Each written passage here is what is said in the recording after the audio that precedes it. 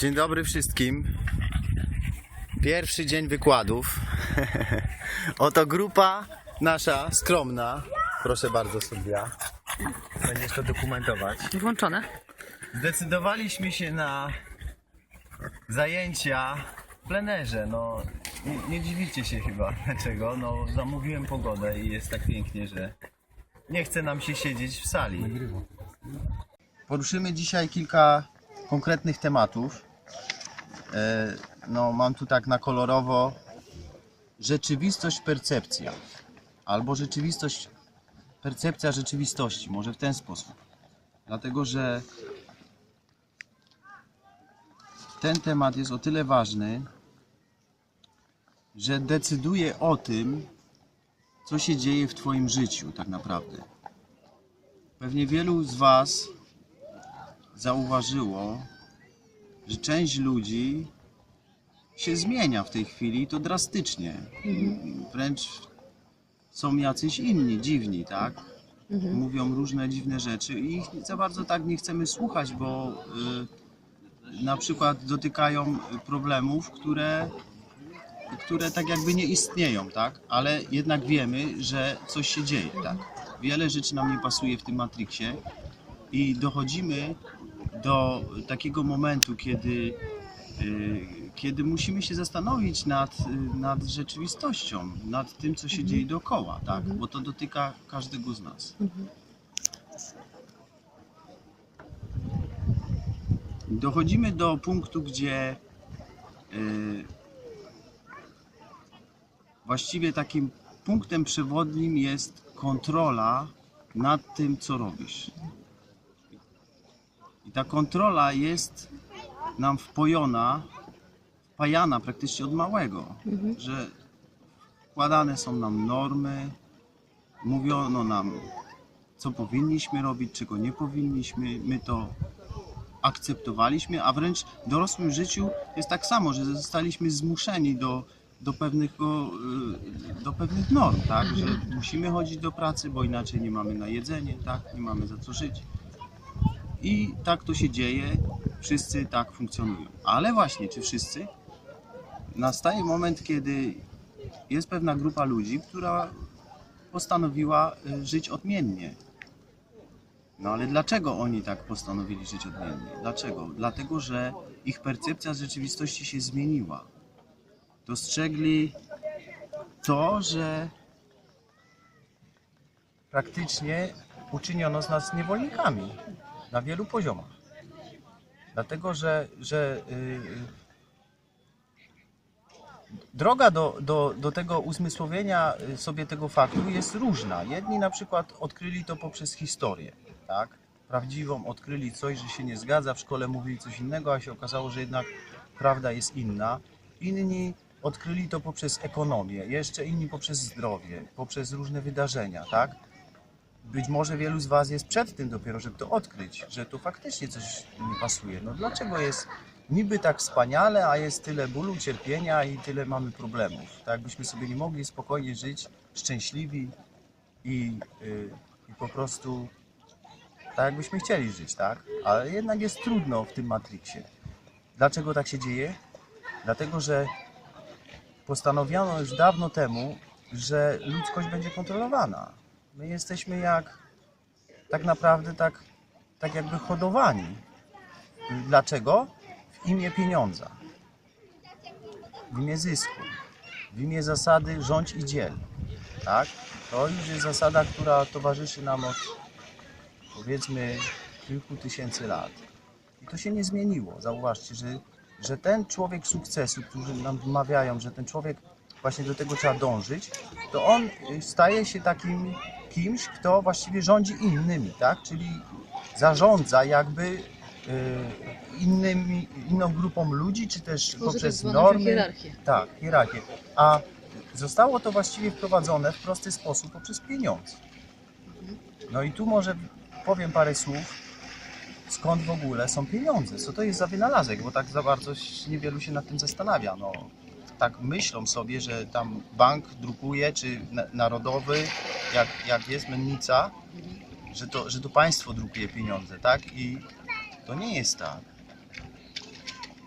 Właśnie, popatrzcie sobie na jakieś filmiki a propos ekonomii, ale powiem Wam konkretnie na przykład, skąd się biorą pieniądze. Jeżeli bierzecie kredyt, na przykład 10 tysięcy złotych, idziecie do banku, to ten bank ma prawo, bo takie jest prawo bankowe, pożyczyć Wam 10 tysięcy złotych, jeżeli ma w swoim skarbcu na przykład 1000 złotych, czyli 10%. Ale to było już dawno, teraz już wiele banków pozwala na to, że tylko 3% muszą mieć tej rezerwy, czyli na przykład tylko 300 zł muszą mieć w swoim skarbcu, żeby pożyczyć Ci 10 tysięcy. Tak mówi prawo. A w rzeczywistości wygląda tak, że w momencie, kiedy otrzymujesz kredyt 10 tysięcy, to Pani w banku wpisuje w komputer 10 tysięcy. Tak, cyferki. I od tego momentu Ty musisz spłacić fizycznie swoją pracą całe 10 tysięcy plus odsetki.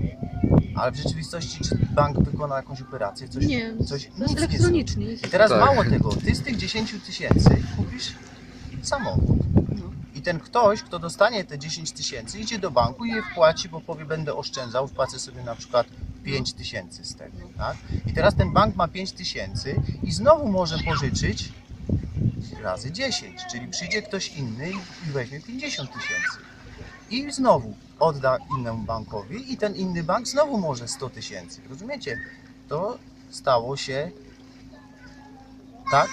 Trudno w to uwierzyć, tak to działa? Właśnie tak to działa. Jest trudno uwierzyć, bo tak jest. Tak jest. I to jest kreacja pieniądza z niczego. Po prostu z niczego. Tak? A dlaczego są zatem różne kryzysy finansowe? Dlatego, że ci, którzy nami kontrolują, zarządzają, oni te pieniądze po prostu w pewnym momencie sobie tylko wysysają, w sensie, że nie drukują ich, tak? Bo to drukuje na przykład, no akurat obecnie Rezerw Federal, czyli prywatni ludzie, nie państwa, tak? Nie mamy swojej waluty złotówki, tylko to wszystko idzie tam i to jest wszystko sztuczne i oni na tym korzystają, tak? No, oni nas hodują. No a skąd to wiemy? Może parę słów o historii. Właśnie, bo prawdziwa historia jest o tyle ważna, że jeżeli znasz przeszłość, to taki to ma wpływ, jak widzisz teraźniejszość. Czyli jeżeli powiesz komuś, sfałszujesz mu przeszłość, tak, że tak to było, to tak, ten ktoś może postrzegać teraźniejszość, znaczy w inny sposób, tak? I to też dotyczy właśnie percepcji rzeczywistości. I teraz dlatego ta historia prawdziwa jest tak ważna, że jeżeli odkryjesz, co się tam działo wcześniej, to możesz zobaczyć, co się teraz obecnie dzieje. Ale nie dowiesz się z tego z telewizji. Tam się niestety nie dowiesz, dlatego że to jest jeden z elementów kontroli, tak? Przez elity. No i teraz właściwie dochodzimy do pytania, kto tak właściwie kontroluje nas, tak? I dlaczego na to pozwalamy? Może wpierw, kto kontroluje? No bo ktoś by mógł powiedzieć, że no politycy, tak, są po to, żeby nam służyć. Już większość z Was wie, że nie po to, tylko oni są po to, żeby zabezpieczać system, tak? Czyli oni są tylko pośrednikiem, no ale kto jest wyżej, tak? Można by się zastanawiać. Korporacje, na pewno, czyli też ludzie, którzy tymi korporacjami zarządzają, ale idźmy dalej. Pewnie wielu z Was słyszało o iluminatach. Tak? Parę słów może w tym temacie. Jest to grupa ludzi, która ma pewną ideę i która posiadła pewną wiedzę, której nam nie przekazują. Tak? Uważają się za oświeconych. No i według tutaj porównanie wezmę od Simona Parksa, żeby nie było, że to ja sobie wymyśliłem. Trzeba by jasno powiedzieć, że samo słowo iluminaci, czy też wszyscy iluminaci nie są źli. Istnieje coś takiego jak biali iluminaci i po prostu iluminaci. Tu chodzi o to, że większość z tej grupy ludzi to jest ma odpowiednią genetykę. Tak?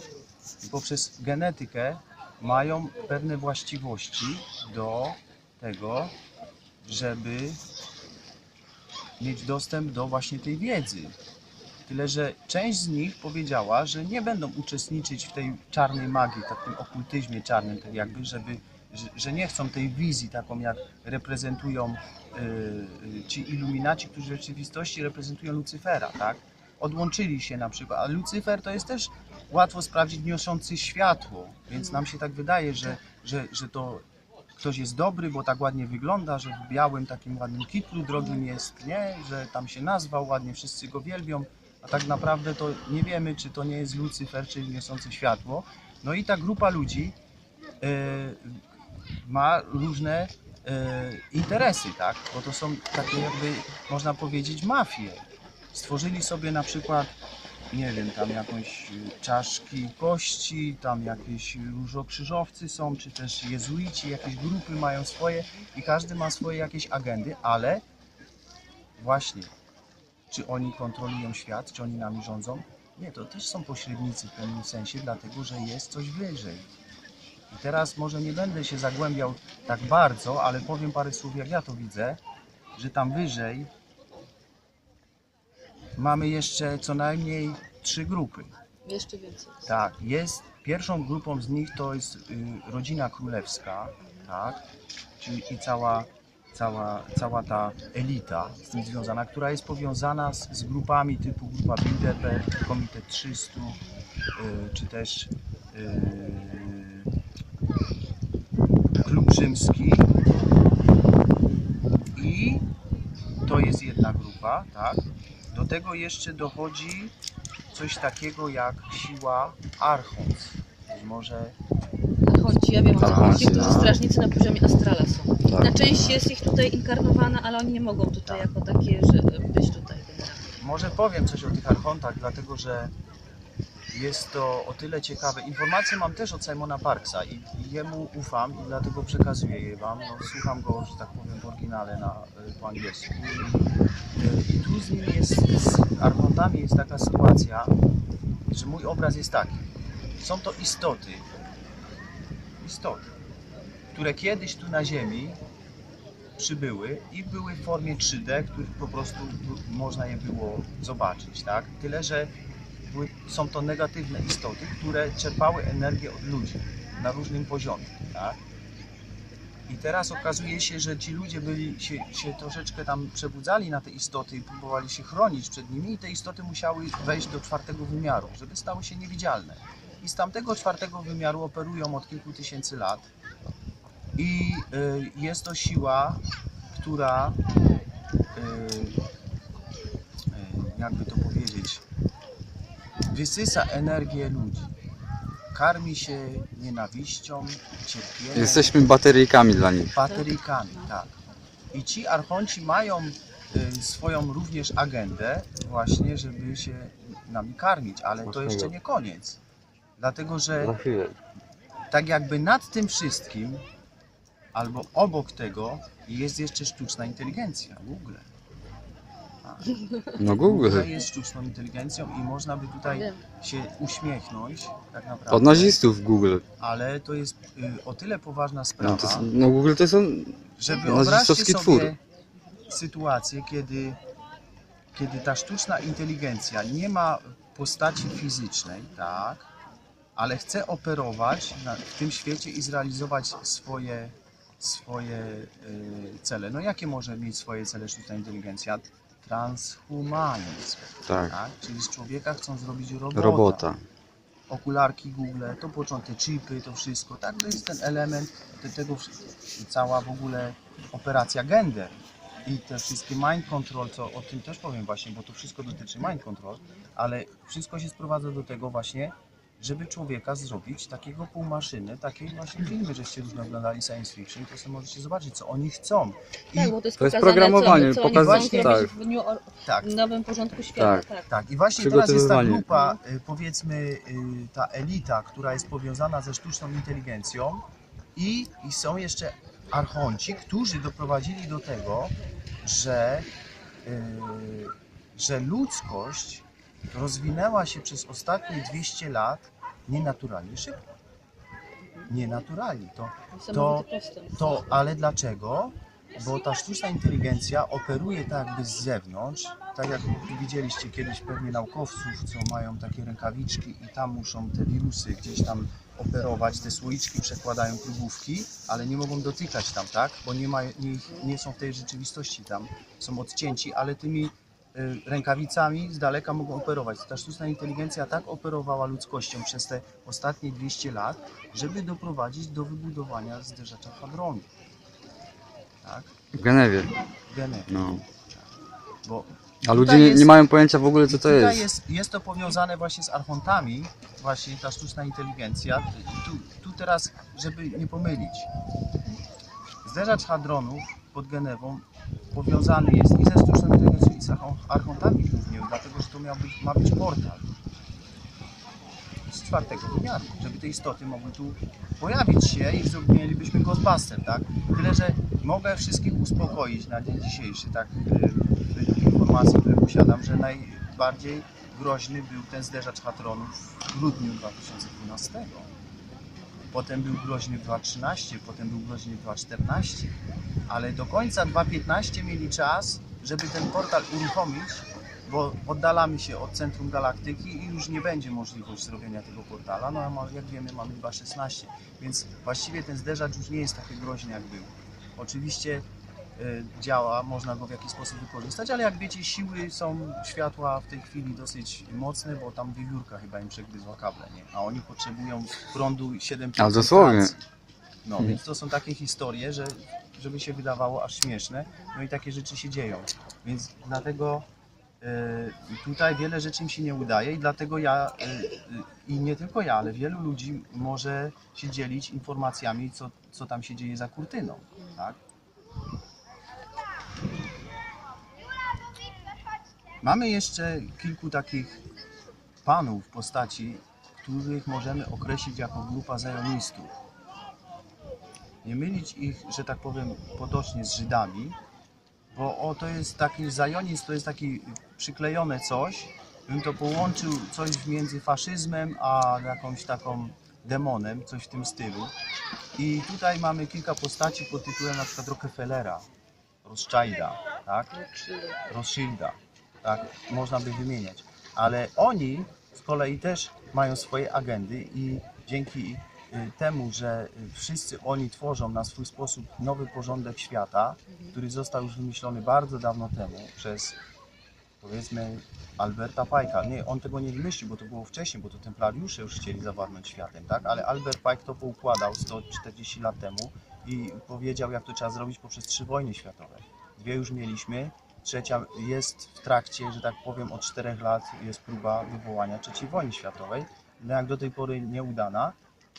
I będzie nieudana, jeżeli już nawet wybuchnie wam bomba atomowa gdzieś, to wierzcie, że to będzie false flag, czyli Hologram. to będzie albo hologram, albo tam nie będzie radiacji, albo oni mają jakieś, wiecie jaka jest technika, no popatrzcie sobie na programy do obróbki materiałów, co oni w telewizji mogą wam pokazywać. No. Kino mogą wam Tak, wszystko Tak możecie samo teraz symbol zrobić. Mesjasza to się ma ukazać na niebie, żeby ludzie nagle wiesz, To jest No, tak no, zwany no. projekt Bluebeam i No. to Tak, jest technologia ukrywana. Tak, czytałem o Ale tym. to też już testowane jest i mają, ale właśnie świadomość wysoka. tam w tej Norwegii chwili. właśnie testują właśnie te Tak. takie łuny, co tam były. To No. właśnie było te testy. I teraz jeszcze wracając do tego Rockefellera, to właśnie wtedy, powiedzmy 100 lat temu, w tym planie Albert Pike'a było między innymi, że trzeba stworzyć kilka agent, które pomogą stworzyć strukturę.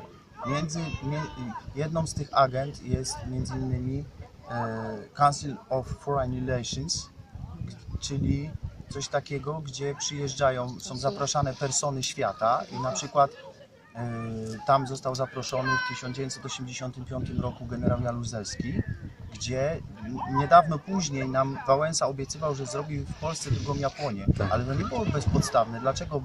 Bo wtedy Chińczycy tu nas odwiedzili, czy Japończycy i powiedzieli, my mamy szkoły, edukację, mądrych ludzi, my mamy infrastrukturę, my byśmy tu mogli auta budować. No ale generał pojechał do Rockefellera tam i Rockefeller mu powiedział, nie, bo my musimy Audi sprzedawać, BMW, Mercedesa i Fiata. Co tu Chińczyków, nie wolno tam w Polskę, co to tam Polska jest, panie, wypadł. I Jaruzelski po prostu odkulił ogon. I tak właśnie robią sobie, że oni się tam wzywają tych niby polityków i jedna rozmowa załatwia sprawę, tak? A my nawet nie wiemy, jakie to ma konsekwencje. No i to się dzieje cały czas, dlatego że oprócz tej instytucji, którą wymieniłem, jest jeszcze ONZ, NATO, NATO, mamy WHO, tak? Unia Europejska. Unia Europejska. Tak. Teraz jeszcze jakieś pakty nam chcą przepchnąć, więc tu już może w ten wymiar się nie zagłębiajmy, ale każdy ma dostęp do informacji w tej chwili, więc może sobie poczytać. Polecam tu doktora Rafa na przykład Tak. w tym temacie i to przy okazji o zdrowiu się też dowie. No bo w czym rzecz? Już 100 lat temu wiedziano, właśnie, Rockefeller to z innymi skumał, Morgan. że najprościej będzie nas kontrolować wtedy, jeżeli nas ogłupią. A jak najprościej ogłupić baranki ludzkie? Poprzez edukację. I wtedy oni założyli sobie te wszystkie szkoły medyczne, tak? No i testowali podczas II wojny światowej Wtedy promowano w obozach badania na ludziach. coś takiego, że ignorancja to siła. W tej chwili wygląda to tak, że ludzi nauczono, żeby byli zabawiani. Ludzie nie chcą jakiegokolwiek wysiłku dać od siebie, tylko że mają pieniądze, które zrobili konsumować. w jakiś sposób, tylko konsumpcja i oni mają być zabawiani, że on mi da 100 zł, ja go mam zabawiać, tak? I tak chcę, czyli jest sport, tak? Jest telewizor, jest rozrywka, tak? No tak, show biznes, to jest biznes, Kabarety. tak? Biznes, sama nazwa wskazuje, tak? Show biznes. I właśnie ludzie są przyzwyczajeni do uczestniczenia w biznesie, tak? No ale gdzie tu do wolności? No to wy sobie możecie tam siedzieć w tych biurach, tak? A my sobie siedzimy tu. I zobaczcie różnicę, ale teraz wybór jest, tak? Każdy ma wybór.